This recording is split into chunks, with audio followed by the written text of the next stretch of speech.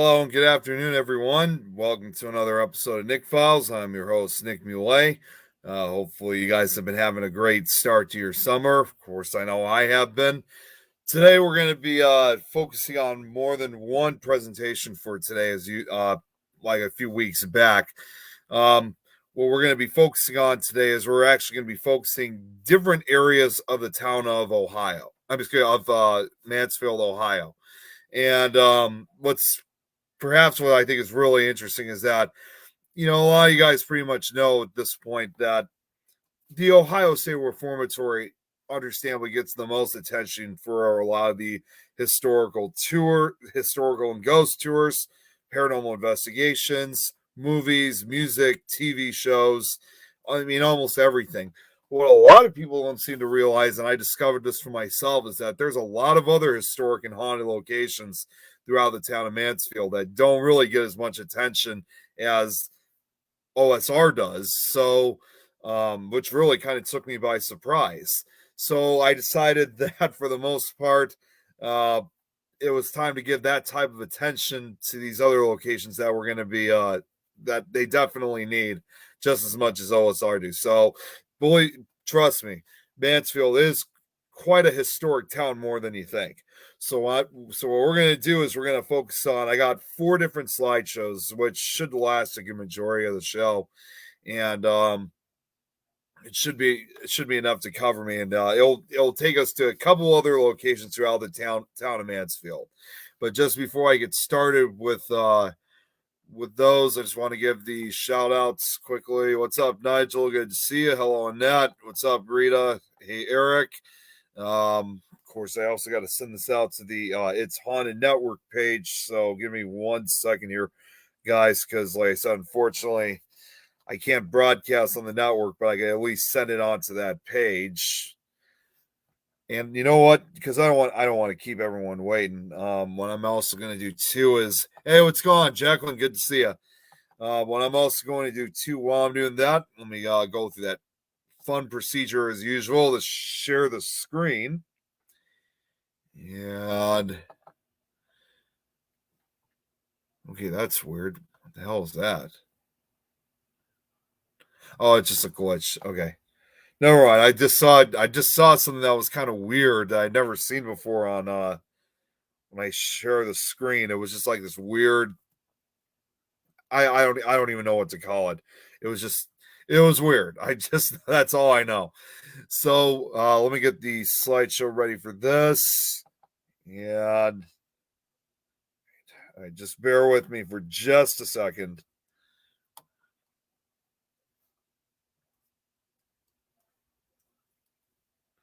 Okay. So the first of a series of slideshows that I have. And by the way, before we get started, one other thing that should be noted quickly. I know I've been doing that lately, like I did with the town of Athens, Ohio. I'll just make this clear. I'm not going to be doing this like literally with every town because obviously there are just so many locations to cover, in several of these town areas that it would just be too much work for me to really, you know, to really like put a lot. I mean, it would be too much work for me to really cover. I'm not saying at all that eventually that I don't want to work on these locations or something, or there are locations that shouldn't be on the show. I'm just saying that it would just be too much to put together. So this is going to be probably the last time I'm going to be doing this for a while because again, it's just too much work to put in. But the first location I have for this matter is a location within the town of Mansfield, which is called the Malver State Park. Now, Malver State Park, you're going to be seeing that name a couple of times on some of these other slideshows because obviously, as you can see, it's one huge park area, but it has several different areas that have like their own history to them. And what I've decided to do to kind of cover for the majority of today's show is already mentioned. I got 4 slideshows. 2 of them have the historic side to them, and then 2 of them have the haunted side to them. So this is the first, which has a haunting to it. So let's get started with this first one. So, nestled in the hills of Pleasant Valley, Lucas, Ohio, which is not far from Mansfield, actually. Malibu Farm was built in 1939 by Pulitzer Prize winning author Louis Brumfield and was his home until his death in 1956. Brumfield grew up in Pleasant Valley.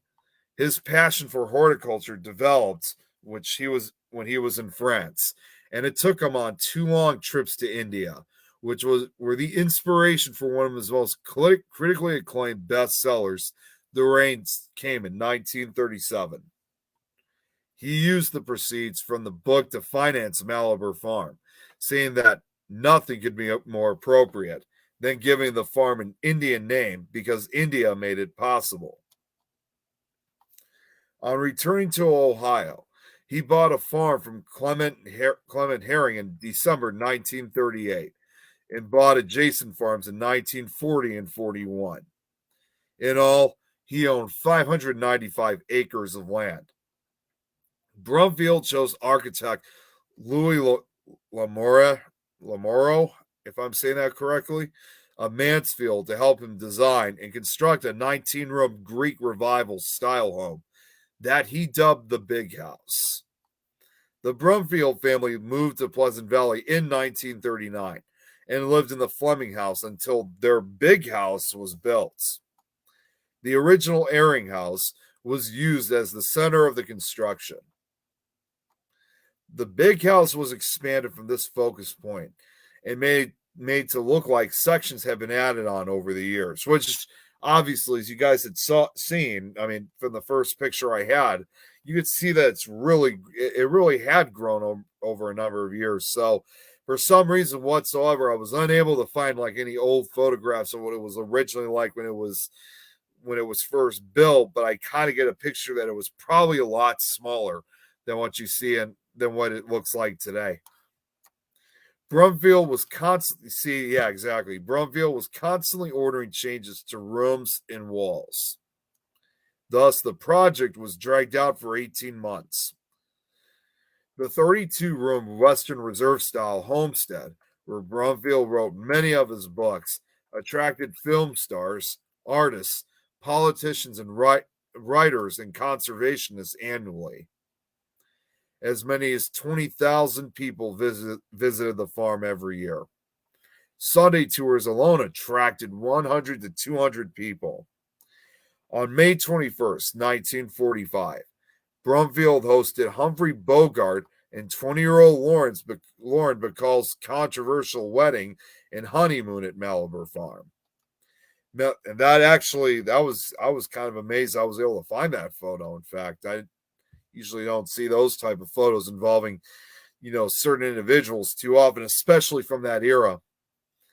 Malibu Farm was often visited by celebrities including Kay Francis, Joan Fontaine, Ina Claire, Male Method, and James Cagney.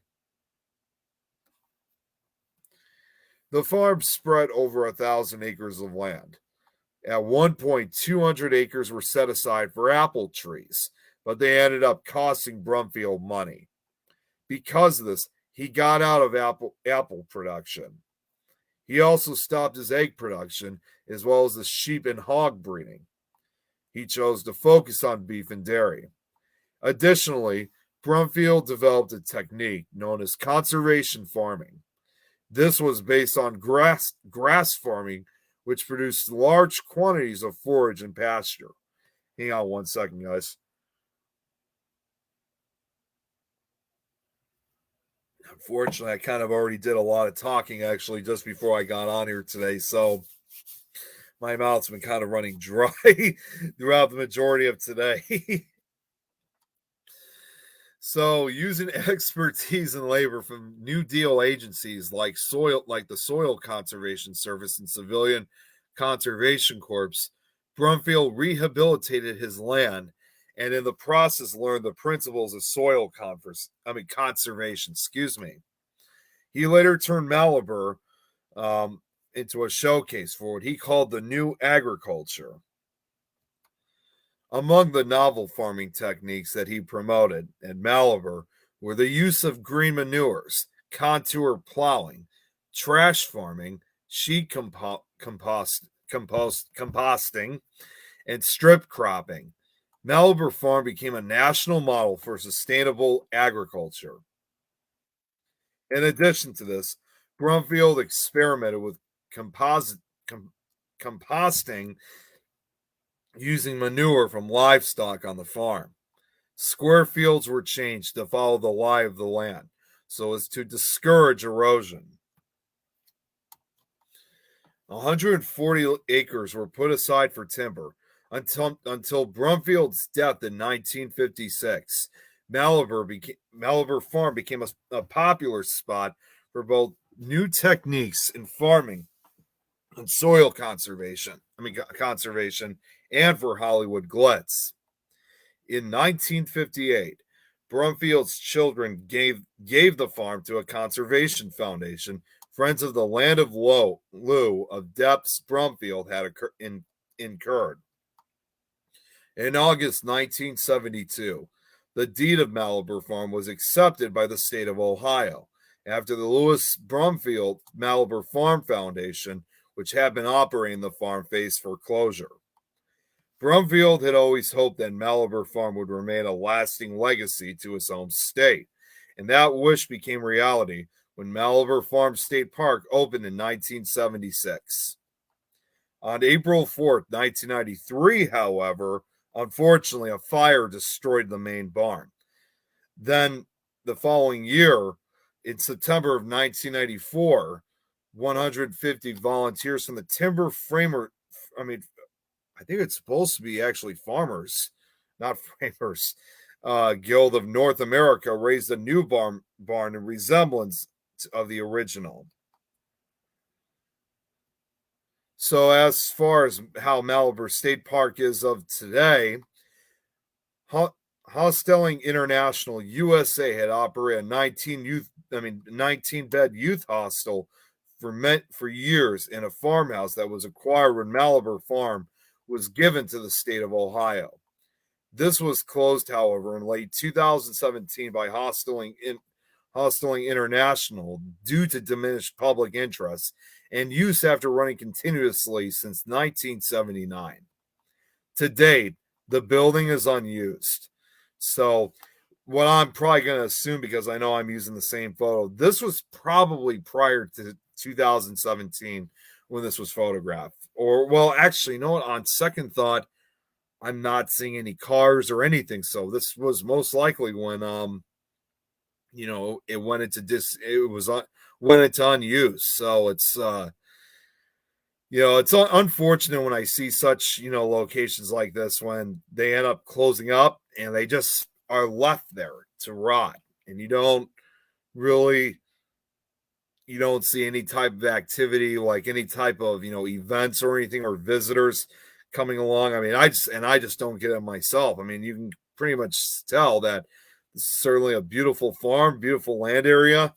It would just always hates to see something like that go, after so many years. But best thing I can only hope for is that someone else will buy it and maybe eventually reopen the park. So, in addition to the history, obviously, there's no doubt in my mind, obviously, that Malabar State Park is said to be haunted. So the stories goes is that ghostly sightings have been reported by workers and visitors of the historic farm. Tales of flickering lights and appearances by Mr. Brumfield in the big house intrigue ghost hunters. Oh, I guess that's it.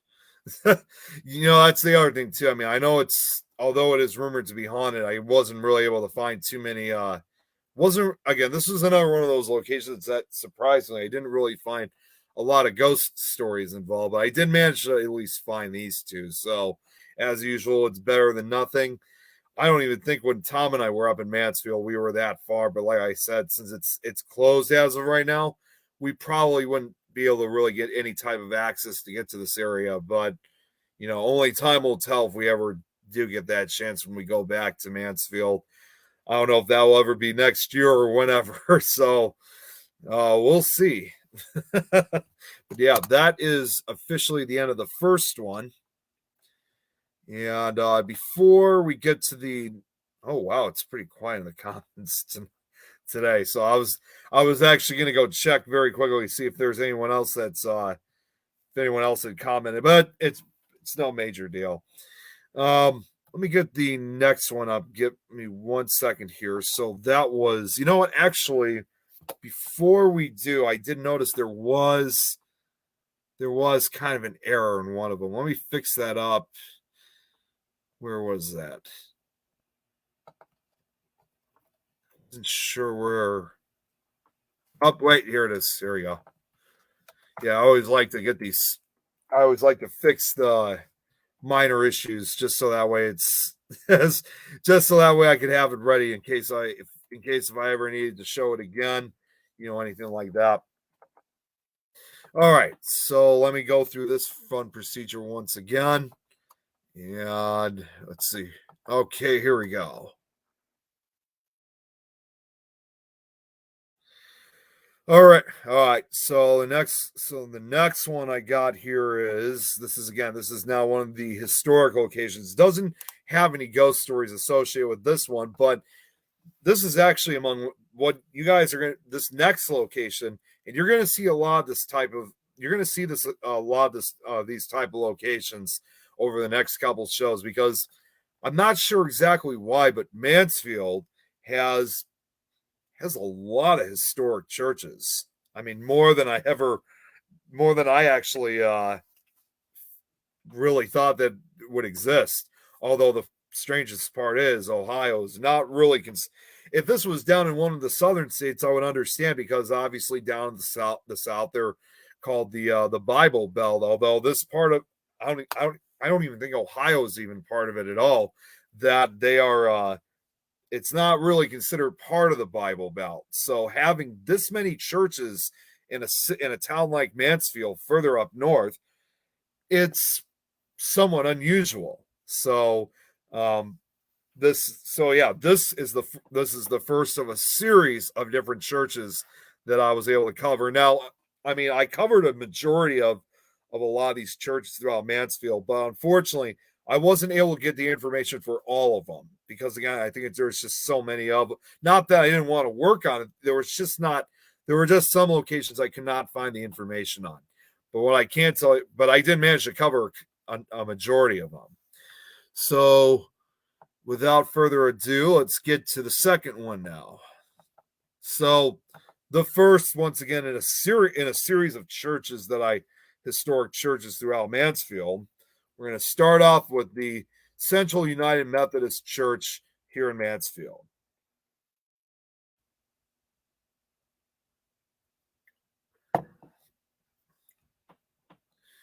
So the history behind this church is really interesting. For starters, a new church is usually created out of some major disagreement or a change in religious doctrine in which a portion of the congregation does not agree. This doesn't appear to be the case when the Central Methodist Church was created in 1905. Methodism had been growing so fast that it was necessary for a second church to be erected in Mansfield, Ohio. The only hint of unhappiness is mentioned on March 8th, in which a small article in the News Journal mentions a second meeting at the home of Edward S. Nail being called for the First Methodist Church. The meeting is said to have been precipitated at this time by the passing of resolutions at a recent meeting of the church trustees to expend a large amount of money in completely remodeling the present church edifice.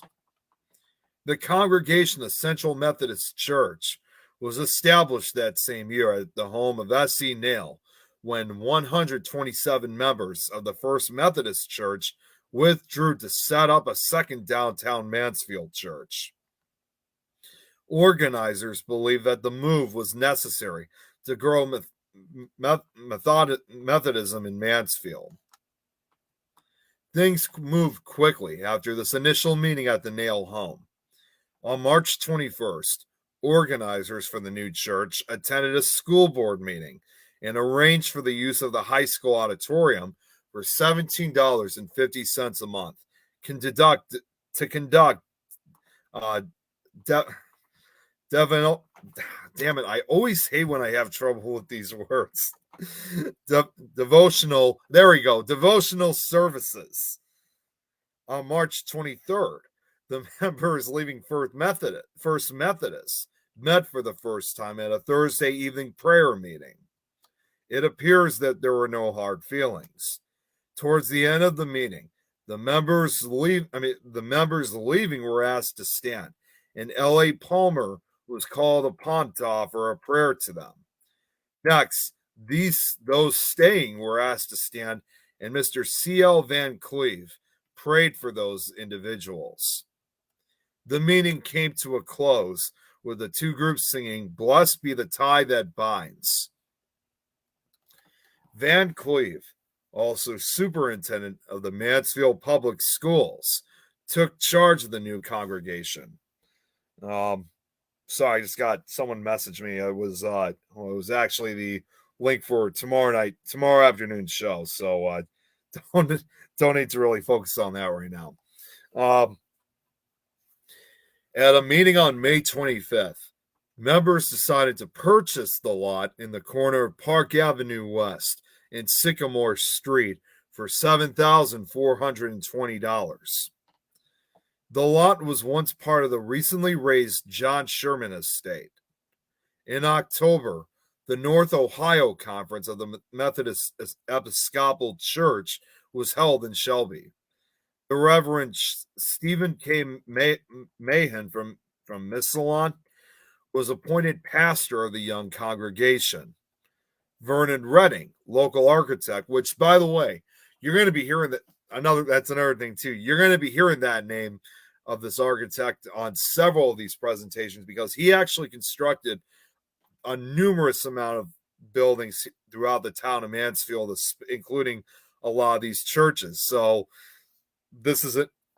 it's weird because when I found out who he was and when I found out exactly that he really played a role in building different areas of Mansfield's history, weirdest part is that there are no photographs of Vernon Redding, which for someone who was so well known, I would have expected. My guess most likely is that if there were any photographs of him, they probably no longer survive, or they're just unavailable. So unfortunately, I wasn't able to find a picture of Vernon Redding, but he was Mansfield's best known and most prolific architect of his era, who was also the architect for the Leland Hotel. And this is the photo of the Reverend Stephen. I guess I must have accidentally I must have put on the wrong spot where it was supposed to come on. But anyways, Vernon was also the architect of the Leland Hotel and Carnegie Library building, was hired and plans were accepted in February of 1907. On June 3rd, the Cotter Transfer Company began excavation of the site, and on September 22nd, the cornerstone was laid.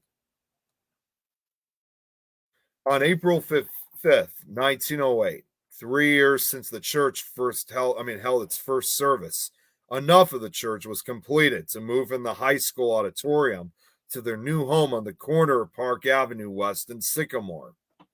Despite not having a proper building in which to worship, the congregation had nearly doubled in size in 3 years, now having nearly 300 members. The church was dedicated on August 27, 1911. The total cost of the building, including land, was $55,000, which, understandably, I'm sure you could really imagine that, at that time, it was still huge. And church membership had grown to 352 persons. So, because of its heavy stone massing, it has been described as being of the Richard Romanesque style, but its sloping roof with exposed truss ends, as well as its data construction, suggests arts and crafts influences as well. The exterior is of Sandusky limestone with Bedford whitestone trim. A 14-foot cloister is featured on the east side of the sanctuary. The church is constructed of Sandusky limestone with trimmings of Bedford whitestone in the Old English style of that architecture. The roof is of dark red and Spanish tile. I guess I was supposed to put that to the rest of the sentence. The original seating capacity was 600 or 750 in case of emergencies. So this is actually one of the few photos I was able to find when it was brand new at the time. I should have, I should have added that before that, but it's not no big deal at all. Sorry, I'm just finishing up posting the link for the It's Haunted Network. Hang on one second here, guys. I just want to get let me get this over with because this is just nagging right at me. Okay.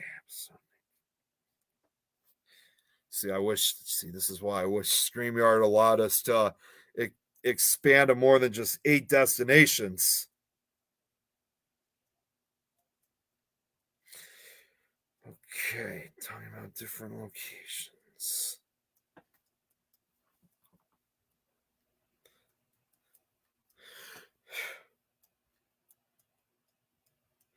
Okay.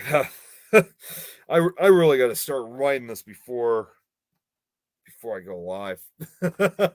Anyways, it's done. All right, so moving on. So by 1950, membership at Central had grown to a staggering 1,266. Only 6 years later, the new building was completed at a cost of, well, that's weird. They're saying the same thing.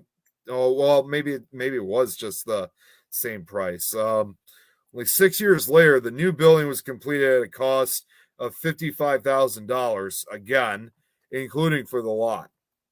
The dedication was presided over Bishop Hamilton, and the evening sermon was given by Francis J. McConnell. Well, I think that was actually supposed to be him, president of DePauw University. Central United Methodist Church was added to the National Register of Historic Places on July 8th, 1983. And as far as for today, the church served Mansfield for nearly 100 years until dwindling membership forced the church to disband in the summer of 2003. Today, the church is home to the, I guess there's no picture for the one on the bottom. Today, the church is home to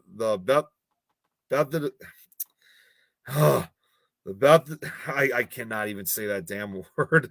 Fellowship, the Bethesda Fellowship Ministry Center. That's as close as I could ever get. I'm just killing it right now. So that is officially it for that one. See, and this is once again, like I said before in the last show, anytime whenever I have when I have these particular slideshows that don't run as long as some of the others, it's always best that you have a few of them to back you up, to keep things going for the show. But so right before we get to the next one, I see the comments are coming up, so let's just give a quick shout out. Hello, Kelly. Great to see you. Thank you, Mort. Really appreciate it. Okay, so yeah, a lot of these slideshows I have here are about the same duration. They're about 10 slides each, so it was a little bit more than what I was. It was a little bit less than I was expecting, but like I said before, I was hoping that for the most part it was going to keep me covered for the majority of the show. And what I'm also going to do quickly right now, just as a reminder, because again, I saw there was like that hidden mistake. I just fixed up with something that had to be fixed, so we're all set to go. And yeah, Eric, you're definitely right. There are no photos of Vernon Redding.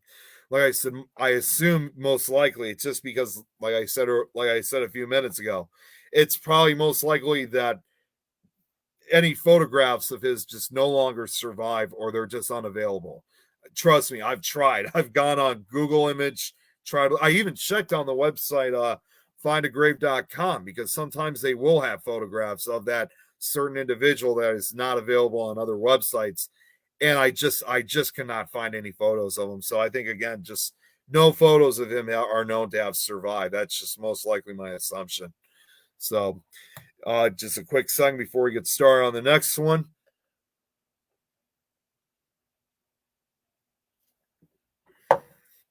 All right, so on to the third one.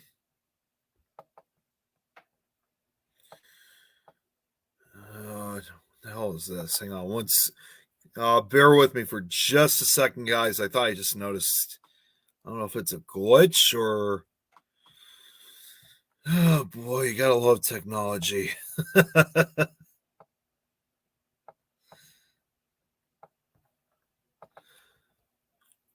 where was? Oh, that's what. Okay, that's okay. That's what I was looking for. All right, no big deal.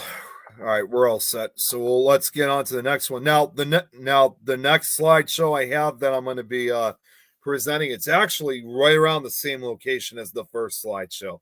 It's in Malabar Farm once again, but now we focus on the entirety of that park. Now we're going to focus on certain locations within the park itself individually. So the next one I got here is what's known as the this time we're going to be focusing on the Malabar Farm Big House itself. Like I said before, we were kind of focusing on the entire park, but now we're going to be focusing on the Big House and its own history, because it has its own stories to tell. So let me go through this fun routine. I really wish there was some way I could just have this all ready within the press of a button and always having to go through this procedure every single time. Kelly, I'm doing great. Really appreciate. Thank you very much. Really appreciate that. Yeah, and technology is the root of all evil. It definitely is. Okay, on to the next one. Here we go. So, as already mentioned for the next one, we're back to Malabar State Park, but this time focusing on the Malabar Farm Big House itself, which you can see once again, as already said on the last one, looks like a majority of it has been, especially on this floor in particular, has been boarded. Well, I don't know if I'd say it's been boarded up, but it does look pretty locked up, giving that sign of abandonment to it. So on the history, now obviously you're going to hear some of the same history once again, but like I said, we're just solely focusing on the Big House. In the rolling countryside of Richland County, Ohio, Louis Brumfield, Pulitzer Prize winning author and dedicated conservationist, created his dream Malabar Farm. So kind of look at this as like a recap already. In 1938, he purchased 3 worn out farms and turned them into thriving farmland, now known collectively as Malabar Farm. The home was finished being constructed in 1941 and named after the Malabar coast of India. And that is one of the original photos that was right after, I believe it was right after when it was built. It became a place of learning and a country retreat for Hollywood celebrities like Humphrey Bogart and Lauren Bacall, who were married inside the Big House between the double staircase in 1945. Inspired by his love of the land, Brumfield restored the rich fertility of the farmlands and preserved the woodlands' beauty. When Brumfield came back to the U.S. after his expatriate years in France, he determined to reestablish his roots in Richland County. This sense of reconnecting to the deep roots, of his farm had a certain poetry for him, because he intended as well to resume his career as a farmer that had been shelved when he went off to be a writer. It was important to him that this poetic sense of roots be expressed in every way possible, not only in his fiction and nonfiction, but also in the house in which his family was to live. He wanted the structure of the house to reflect the history of his family, evolving in Richland County close to the land. He had a clear model for this concept. It was his grandfather's house. He had written about the house very compellingly in his 1933 novel The Farm. Who's this? Oops, excuse me. Okay, so but if you guys haven't heard of this book, The Farm, in his novel, the big family homestead was seated as a small log cabin in the wilderness and then grew as the pioneer's farm prospered and his family expanded, excuse me. Both through the decades and through successive generations, as his children married and had children of their own, the house expanded to accommodate all the new life with new rooms and new additions under one roof. Brumfield wrote it this way because that is exactly the way his grandfather's house had been taking shape, section by section, gable by gable, through the 19th century. What Brumfield wanted in 1939 was a more idealized and perfected version of his grandfather's farmhouse he had left behind as a teenager. The big house, as Brumfield fondly referred to his dwelling, began with a small existing farmhouse as a base and was enlarged in this 32 room home.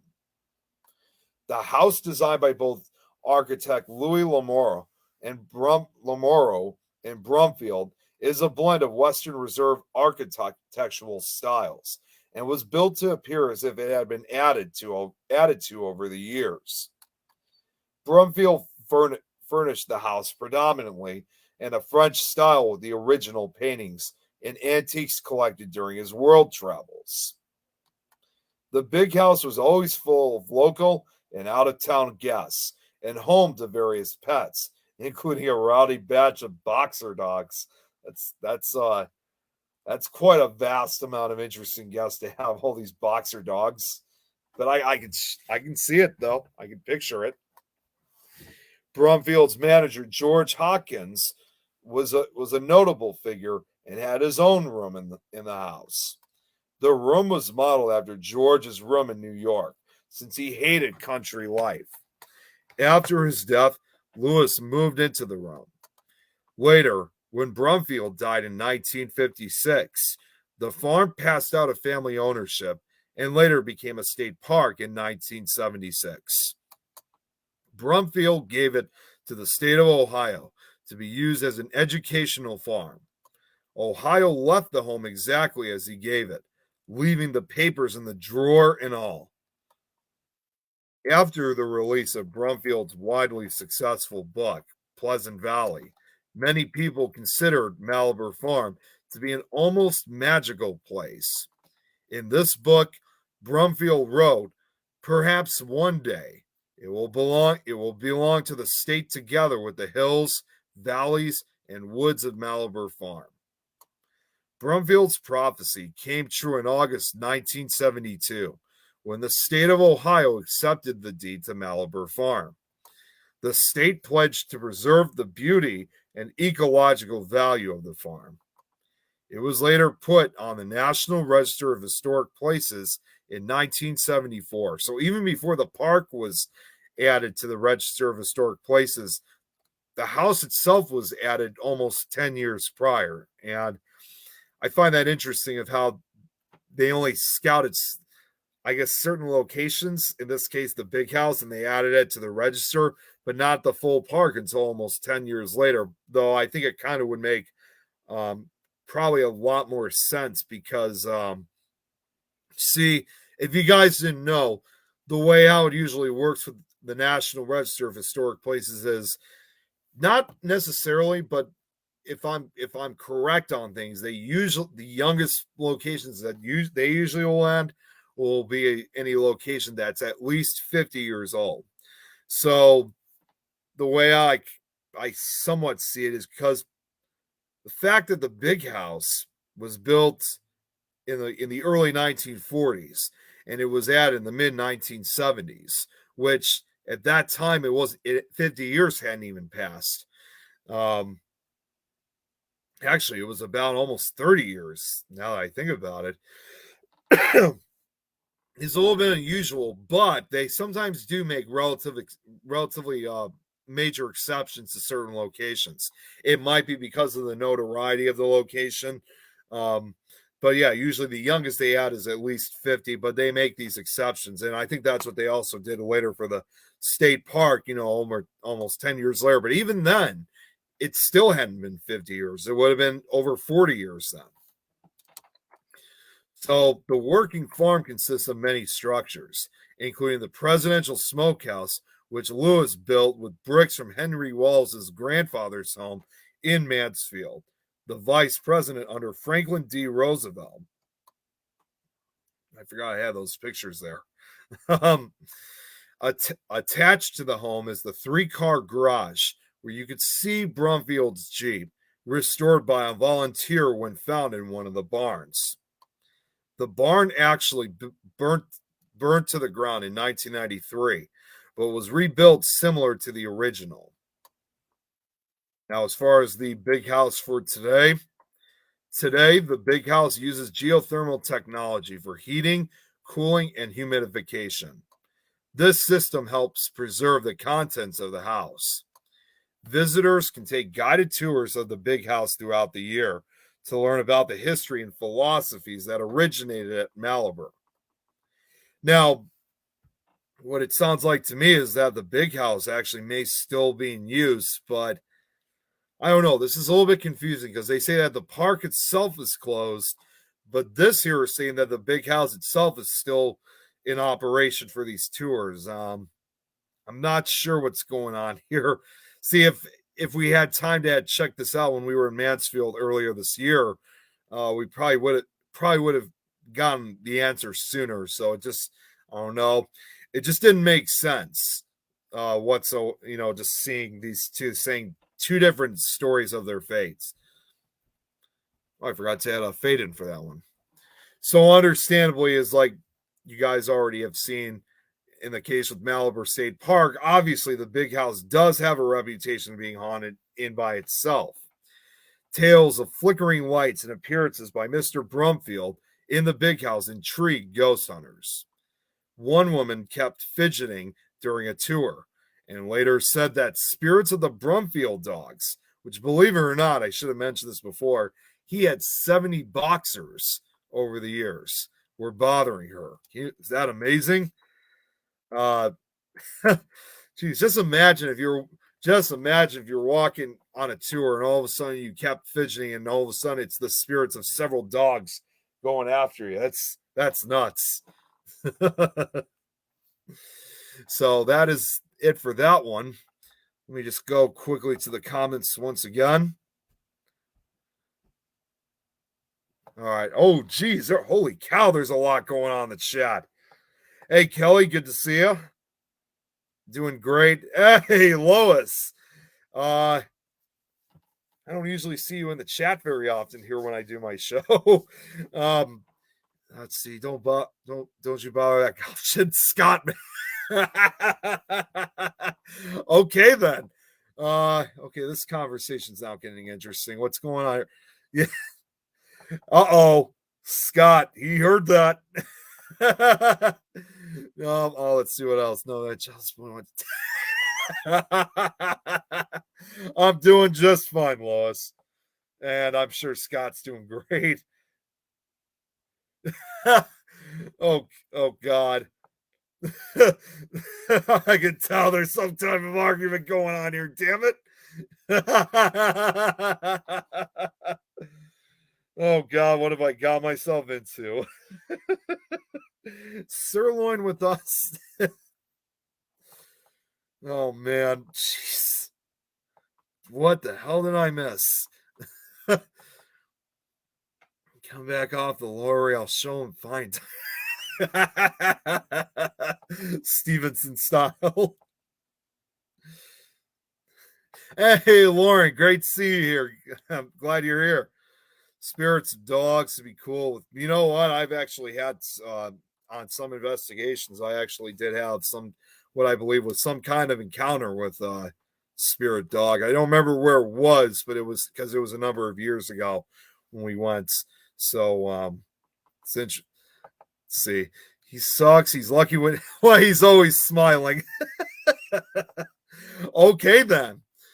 All right. So for the next and final one that I got, see, I should have added at least two more slideshows to it, but fortunately, this has been filling up. Like I said, it's been filling up a good majority of the show. I got one more slideshow that I'm able to present. It's too bad, See, I wish some of these slideshows did have like an investigation video. Was the dog's name Snoopy? No, it wasn't. No, his name wasn't Snoopy. um, so see, I wish there could have been like some investigation videos on some of these slideshows because had I been able to find something like that, it would actually give me some time to run upstairs and grab grab two more slideshows from the main computer and continue running. But unfortunately, these slideshows that I got for today just doesn't really have any of those. So for those who are tuning in now, hey, great to see you, Joanne. Scooby Doo, yeah, right. No, it didn't have. I never got a name from from wherever we were. It was almost 10 years ago that we went. So, but anyways, what I was gonna say was for those who just tune in, I actually just showed the slideshow that I was just presenting. I was actually the third slideshow that I had. I had four of them. So we're gonna get right down to the fourth one. And what I did was kind of an interesting pattern. Was I had two locations that had ghost stories to it. The other two didn't have any, at least as far as I know. That just were of historic interest. So the fourth and final location is one of those locations that it just has history to it, not really have any reputation of being haunted, but it will still be an interesting story. But again, I just wish. Oh, geez, here we go again with all the stuff with Scooby. Why do I get the singing feeling that once I start doing this next slideshow, that the conversation is going to get even more interesting when I come back?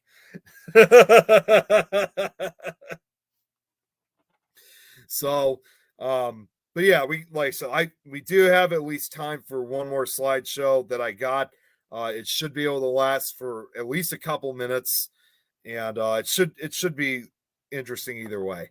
So let me get the next one right. You know what? Actually, while I'm doing this, just to try to extend some of this time, I'm also going to fix that fade in for the last one because I don't, sometimes when you're working on these slideshows, you forget to add the effects in, and that's pretty common because you're doing so much work on this, so it's understandable why I kind of miss certain fade-ins and whatnot to add the effects. Where was that? Oh, and here's something else I need to fix too. Okay, so that's taken care of. So now on to the fourth. Now this last one is once again yet another church that they have of Mansfield, which again, what I was just saying for those that weren't in earlier, for some reason whatsoever, Mansfield, Ohio, aside from Ohio State Reformatory, it's a very historic town. And although Ohio is not really considered part of the Bible Belt, it's got a lot of different historic churches throughout the city. And I wasn't able to cover a lot of them, because again, they just sometimes didn't have the information for the history on them. But it's still, I was able to cover a majority of them. All right, now let's see here what Lois has got to say. Good night, Lois. You have a great night. Okay, see, you're ahead of me, Nick. I would have no idea how to do anything with a computer like that. Yeah. Well, and again, it's a lot of work putting this stuff together. Trust me, it's interesting when you think about it. Like when I do these slideshows, I mean, I do it obviously because I enjoy it in spite of the time consuming that I endure. That you're spending countless hours putting these slideshows together, maybe just for a 10 slideshow, and then you got to present it just for like an hour, and then that's it. Although, like I've always said before, this doesn't mean that after when I finish these presentations, I won't ever show it again. It's just I'd rather save it for a much later time because again, there's just so many other locations to cover. So, eventually in the future, I might show some of these again, but you know, uh, it's worth the work. It really is. Thank you, Kelly. I really appreciate that. All right, so now on to the fourth and final one. And you know what? Even though we're going to be ending early, we will finish. We will be finishing this up for a full hour at the very least. So the next one I got here is what's called again. It's another church called the. Obviously, we've all heard of this one, but this is for Mansfield, particularly the First Congregational Church here in Mansfield.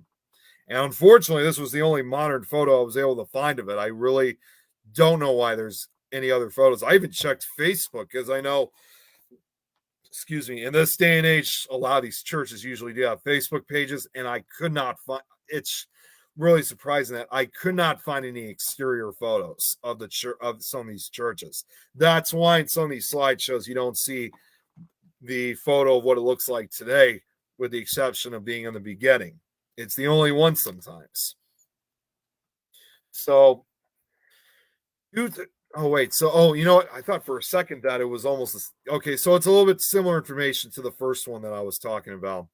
So due to disagreements on social issues, church members split from the damn it! I always have trouble with that word. Presbyterian Church around 1833 and formed a society and obtained a temporary place of worship in an upper room of the warehouse at EP&E Sturgis. The first Congregational Church in Mansfield, Ohio, was organized on April 3rd, 1835, by Reverend Everton Judson and Reverend Enoch Conger. The church advocated opinions on temperance, anti-slavery, and other reforms, which caused much opposition, both oh my God, these damn words, ecclesiastical, I'm probably butchering that word again, and social in the community. Okay, so this might go a little bit quicker than I expected, but hopefully, again, we can try to fill this up, like I said, for at least the last 10 minutes. The first structure for the church was built shortly after its organization. A 4-acre site was bought on Park West Avenue. That's the thing, too, is that Park Avenue West seems to have a lot of these churches on this particular road. So, yeah, it was bought on Park Avenue West, then West Market Street for $750. The same site was the home of the church until a 1942 fire. A brick meeting house was built with a basement for lecture and Sabbath school purposes, and later a parsonage was erected on the grounds. It was said that the church could seat about 500 and was one of the finest church edifices in the state at the time. In 1855, the church was enlarged, including an audience room, 42 by 73 feet, a ladies' parlor, 25 feet square, and a pastor's study. Disaster, however, struck in August of 1870 when Reverend E.B. Fairfield noticed sparks coming from the roof or the church building. By the time firemen had arrived, the church was already lost, and they focused their efforts on saving the neighboring structures. So that's the other thing too about this church, is that it's not fully, although it is historic, it's not fully original. There used to be, and there used to be a different church that had stood on, and unfortunately, a lot of these early churches, as well as other type of early structures, usually did catch fire as a result, because a lot of these buildings, as we all know throughout history, especially at that time, were mostly built out of wood or were built out of material that was prone to fires. The library belonging to the pastor and seats and books in the lecture room and Sabbath school were saved, however, but a beautiful organ was lost. Plans had already been made to replace the church the next fall, and subscriptions for that purpose had already been made in the amounts of $30,000.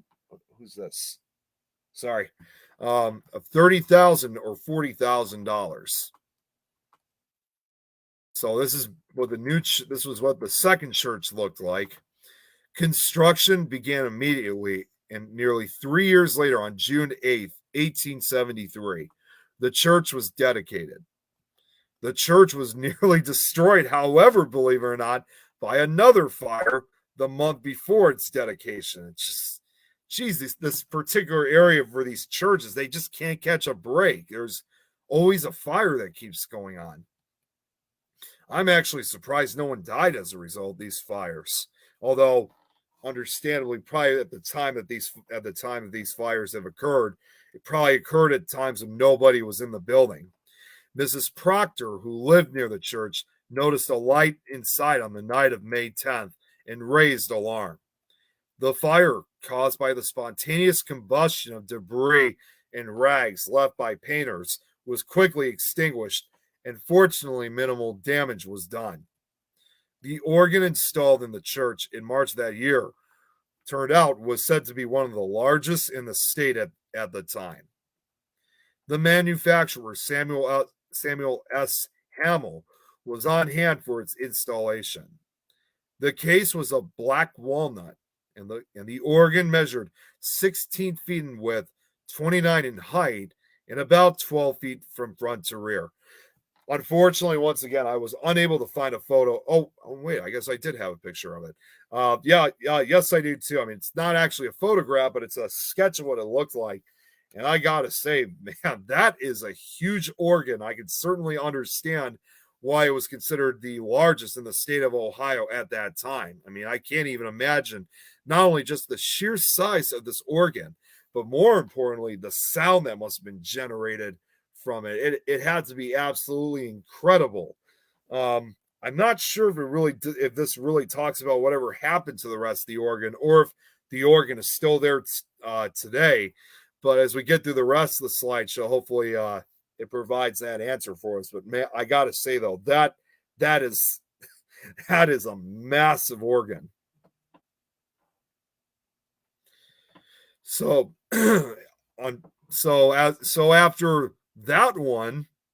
after that fire occurred, the church stood for 69 years until the early morning hours of February 17th, 1942. According to Virgil Stanfield, in his article in the News Journal in 1970, Tippy Tin, the bulldog of Raymond Bauer of 105 West Luther Place, first noticed. This was when a third fire occurred. And this pet bulldog, first noticed the fire and awakened his master, who promptly sounded the alarm. Even though the church was lost, Tippington was rewarded with a hamburger at the Max Diner. Isn't that crazy to think? I mean, yes, it's devastating that they lost the second church, which by then would have been considered a historic church at that time. But it's just amazing to know that it all was. I mean, it was all taken care of. I mean, even though they were as bad as it was all alerted from a pet bulldog. Check, that's crazy. I'm gonna assume, because since the church was lost for a second time, that might actually already tell me already that the organ was probably destroyed as well. In addition to the church, the library and a painting of Auntie Bradford were also destroyed. Bradford, a former slave, left most of her $2,000 estate to the library of the First Congregational Church, and the Sunday school library was named after her. After the fire, the church sold the property for $75,000. Also after the fire, church services were held for a few weeks in the auditorium of John Simpson Junior High School, and later in the Park Avenue Baptist Church until July of 1950. In March of 1951, services began at the new Congregation Church on Marion Avenue at Millsboro Road, and the church was officially dedicated on from June 24th to July 1st, 1951. Now, as far as today, To this day, the church continues to run services. And that is officially it for that one. And I think, let me just go back to the studio. Oh, we made it officially to a full hour already. Let's see here. What do we got? Used to have a fascination with pipe organs. That's pretty cool. Very interesting. Yeah, well, it obviously that must have been a devastating loss that they lost the organ as a result of that fire. Let me go back. Not that let me go back really quickly just to make some corrections once again. And where was? Oh, here it is. Okay, here's what I was looking for. Anything else? I think that might be it. So I think we're all set. Okay, well, at this point, like I said, I wish I should have. I thought 4 would be enough, but unfortunately, I have no more slideshows to present for today. So I think we're probably going to cut it short a little bit earlier than usual. But at the very same time, though, and at the very least, we did make it through a full hour of the show. So definitely a lot of fascinating stuff. I think you guys pretty much get the idea for what next week's episode is going to be. You know, like I said, because I thought 4 was enough to add for today's episode. Unfortunately, I didn't realize how wrong I was. Turned out it was just not really enough. So guess what? We're going to have to do a part 2 once again for Mansfield, Ohio. I don't think we're going to be doing as many parts of Mansfield compared to Athens, Ohio. Which, believe it or not, we're actually not fully done with Athens, Ohio. I just kind of took a break with Athens because since I was focusing my attention on Mansfield, I thought it was appropriate to show a lot of these other locations in Mansfield before we eventually get back to Athens, Ohio. And there's a lot more to present. I swear. And again, the amount of work that I put into this has just been unbelievable. I mean, I've been doing this now literally for the last few months, and I got a few other requests. In fact, Lauren, who's watching, is among one of them. And I got a couple new slideshows currently in the works. And I will tell you guys this. Here's something really, even though I'll probably make this official announcement maybe by next week or the following week. We'll see how things look. So I think it was a few weeks ago, it was a few weeks ago that I originally announced that I finished over 100 different slideshows. Well, believe it or not, that number has increased, and I am almost down. I'm not even exaggerating. Almost down to 150 slideshows now already. Not there yet, but just a few away. So almost up to the big 150. So again, it's been a lot of work putting all these together, but at the same time, though, it's totally worth doing it. And I'm gonna keep going with this. I just love doing this. I mean, it's a lot of work. It's time consuming. You know, I'm spending hours and not days or even a couple, weeks putting these together. But again, it's just totally worth putting them together. And as I always say right before I end things is that, I really appreciate you guys, giving your support, tuning in. Like I said, I not only do this for myself, I do this for you guys.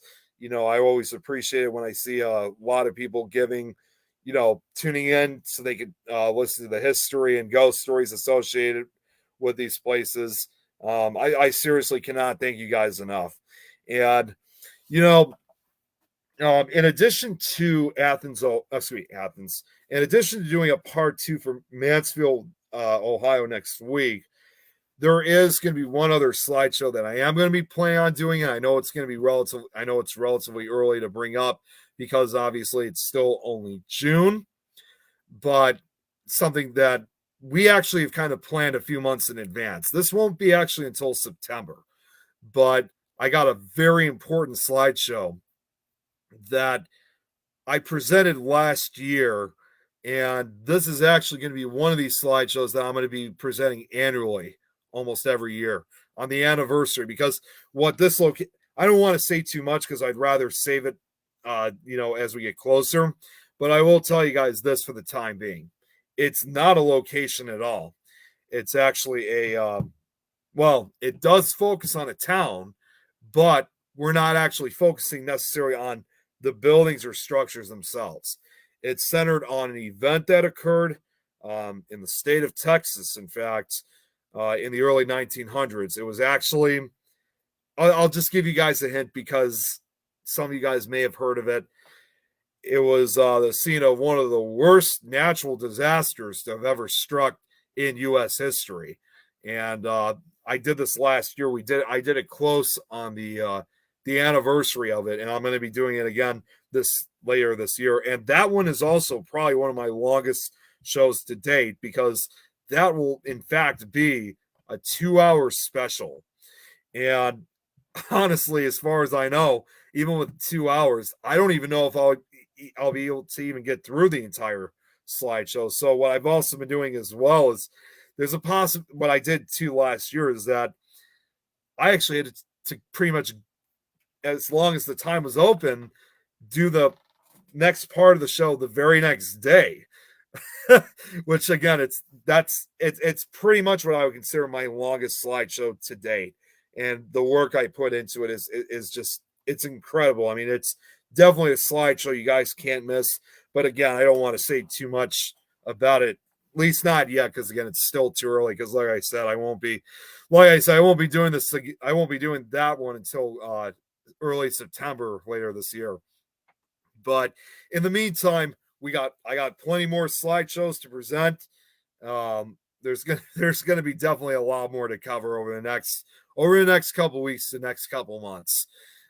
Very quickly, hey Patricia, good to see you. I appreciate the reactions of when I about the big 150. Yeah, I hope you have an amazing day as well, Kelly. Have a good one. Thank you, Patricia. Twin Tracy Towers. Is that I'm not sure what that is, Kelly. Is that like a particular location you want me to cover, or not sure exactly what that could be? If you can give me a little bit more description on it. So but either way, anyways, I think I'm probably gonna end it. Honestly, I would have had to end this show anyway. 20, at around 6 o'clock, which is now less than 20 minutes from now. So, but no, I really, like I said, I really do appreciate you guys always tuning in as always. Just to give a quick announcement for the other shows that I'm on for next for Thursday and Friday. So for to the great do you mean, okay, I think I know what you mean, Kelly. Are you talking about like the World Trade Center? No, okay, I know exactly what Kelly's talking about. She's talking about 9/11. It actually isn't. No, it's not actually the Twin Towers I'm going to be talking about. This occurred over 100 years. It was a natural. It wasn't a terrorist attack. It was a natural disaster. That's why I said it was considered one of the worst natural disasters to ever affect the country. So no, that's 9/11. It's not that event. It's a different event that occurred also in the month of September. You're just gonna have to. No need to apologize, Kelly. You're fine. I get you were trying to come up with what it could be, but no, it's not a major issue. But anyways, to the Gravenbeck with me, Lois, and Grizzly. I know Rosie is still taking a break. We're going to be talking about, I guess Lois already forgot what we were going to be talking about this upcoming week. Fortunately, I was able to remember. We're going to be talking about one of the most notorious serial killer duos that ever terrorized Southern California, and that's the Hillside Stranglers. So I've done a lot of research on the Hillside Stranglers, and that Should be a really interesting show to talk. I mean, it should be a really interesting episode to talk about with these guys. It's just definitely, obviously very dark, very disturbing stuff, but it will still be interesting to talk about and see where things go. Yeah, so many of them I know, Kelly. And then for later tomorrow night on Supernatural Talk, we do have sorry, I had to see this comic. Oh, Chris Lois forgot. Yeah, they're kind of actually talking about it in the chat right now. I'm gonna have to, like I said, when I get off after this, I'm gonna have to give them that reminder of what we were gonna be talking about. So for Supernatural Talk tomorrow night with me, Jeremy, Adrian, and Lois, Eileen, we do have guests coming on. We're gonna be. It's been actually a while since we've really spoken to them, so I'm really looking. We're gonna be having Ernie Denise Pack of Pac-Men Paranormal coming on. It's been quite a couple of months since the last time. Well, at least for me, it's been quite a couple of months since the last time I've spoken to them. So it'll be great seeing them again. They've been very good friends of mine. Of course, definitely folks that we're glad to have as part of our paranormal family. And should be a very interesting conversation. Really looking forward to it. And then finally for the Frighteners on Friday, we got. Oh, I was trying to remember, and it just came back. Then for Friday on the Frighteners, we also do have a guest coming on. It's actually going to be one of our own show hosts from the Things Network. Again, been a real long time since I've actually spoken to her. So we're going to be having Denise Pridemore, who obviously, if some of you guys know, co-hosts Paranormal Nation Radio, along with her husband Ron, and also Carl Albertson.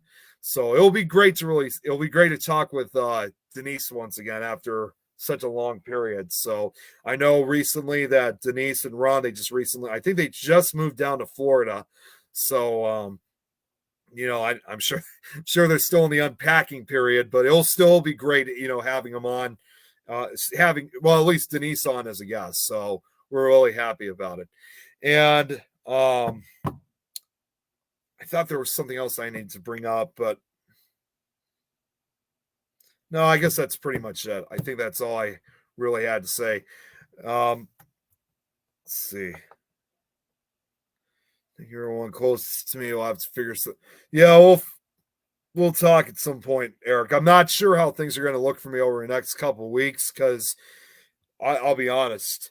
Because I know next week is 4th of July.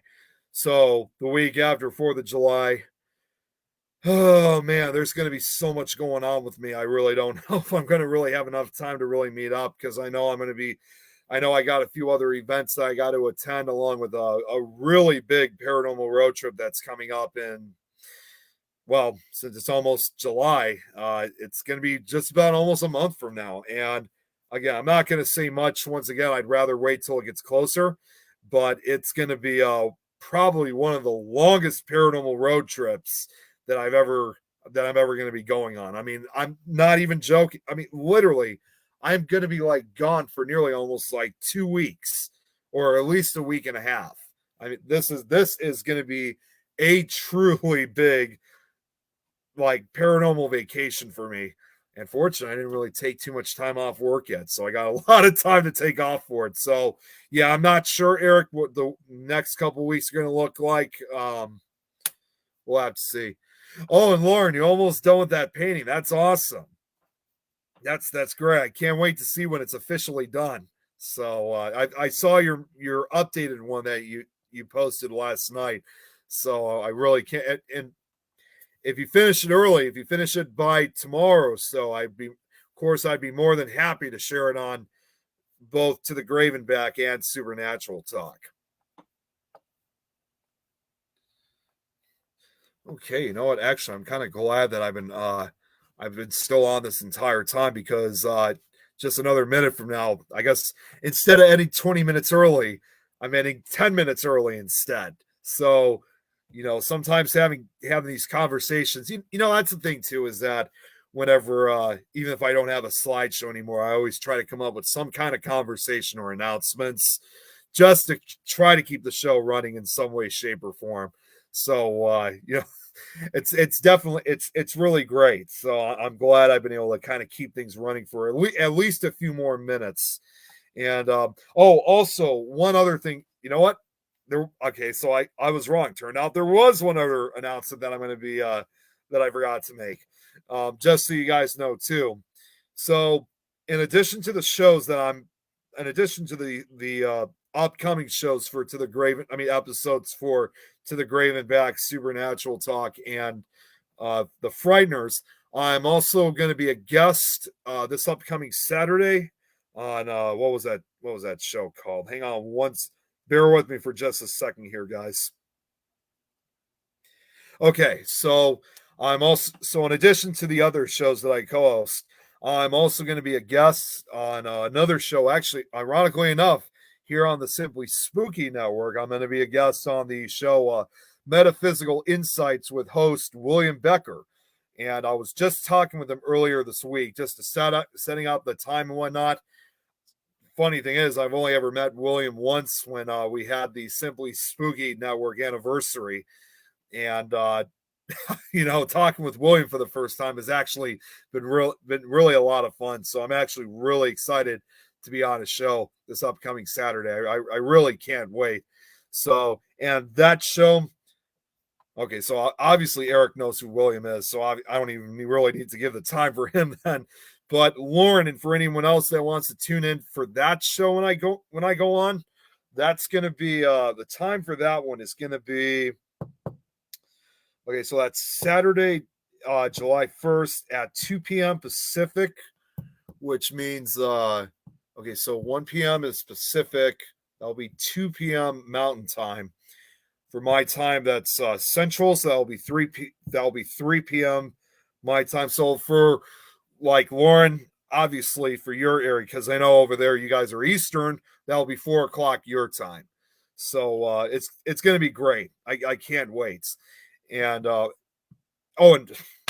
my God, these announcements always just get right to me right the last. And if that wasn't enough, I don't know exactly when, but in addition to being a guest on that show, if some of you guys also remembered, I'll see land time, Australia land time. Let me think here for a second. Kelly, remind me, what time is it right now in your area of Australia? Because if it's going to be 3 o'clock my time, right now it's almost 6 o'clock here. So once you give me the time, I'll be able to help you out with what time. Okay, it's 8:52 a.m. So it's almost 9 a.m. over in Australia. So that means okay. So if it's 6 p.m. here, 9 a.m. there, 5 p.m. is that's great. 5 p.m. here will be 7 a.m. 7 a.m. here. Oh, so it's about 6 o'clock in the morning for you, Kelly. I think that's the estimated time. So unfortunately, I don't know if you get up early, but it's going to be a very early show for you. But that will probably be the time for you. So yeah, 8:52. Well, actually, no. Let me take that back. No, 7. I'm sorry. It will be 7 a.m. your time. That's. I think that's actually what Lauren. Okay, 7 p.m. here. Okay, I thought it would have been. Well, it's almost 7 p.m. for you because of this time. So, but yeah, when I go on William's show, that's going to be that'll be 4 p.m. your time. Yeah, 1st of July. Been on your shows that early. Yeah, indeed. Hey, Tom's in the house. Good to see you, Tom. And day after tomorrow. No, this is a show that'll be on Saturday, Tom. This is actually right before we get together is when I'm supposed to be on this other show. It's called if you want to check it out, it's called I'm still trying to get used to the name itself. It is let's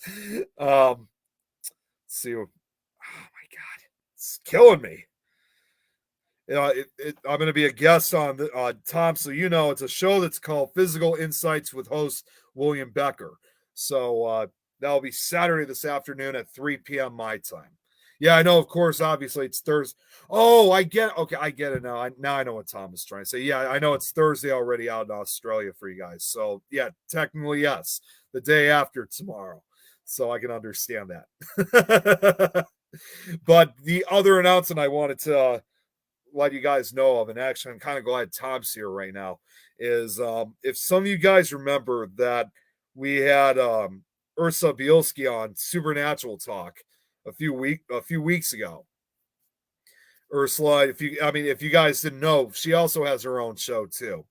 And I think next week or the following week, I'm supposed to be on her show as a guest, and we're actually going to be talking about creepy pasta tales, like Slender Man, Jeff the Killer, the Rake, things of that nature. So I gotta send her actually the list of these creepy pasta stories as well. And I'm sure we're probably gonna still talk about paranormal. So it'll be a really interesting conversation. I'm really excited about it. I was supposed to actually be on it earlier this week, but unfortunately she had to reschedule me because this week she had a line of other guests that she had scheduled on her show. And understandably, I wanted to save her the pressure. So yeah, I think that's going to be next week or the following week. I could be wrong on one of those.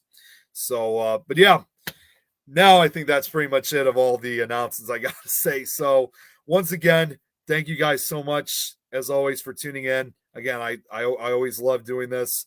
And also too, no, Eric, it's creepy pasta, not creamy pasta. You know what? You know what? I'm actually going to do this right now because I'm able to still somehow keep the show running. Here is the correction word for you, Eric, so you know. It's creepy pasta. There you go. All right. So damn it. You gotta love those side buttons or whatever you want to call them. Damn it. It's been a long day for me. Just cut me some slack.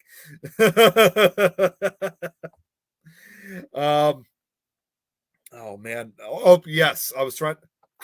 Damn it, Tom. No, not. I am not touching that one.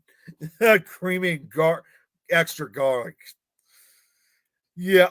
Okay. All right. I'm gonna end things here, but as always, like I said, thank you guys so much as always.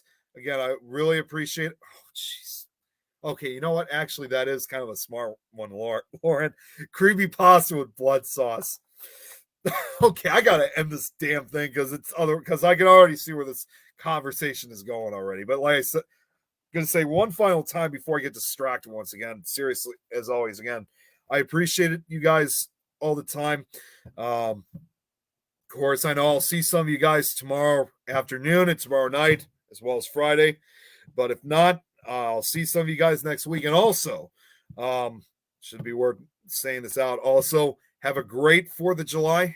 And like I said, I'll see some of you guys tomorrow. But if you guys want to wait till the next episode of Nick Files, I'll see some of you guys next week.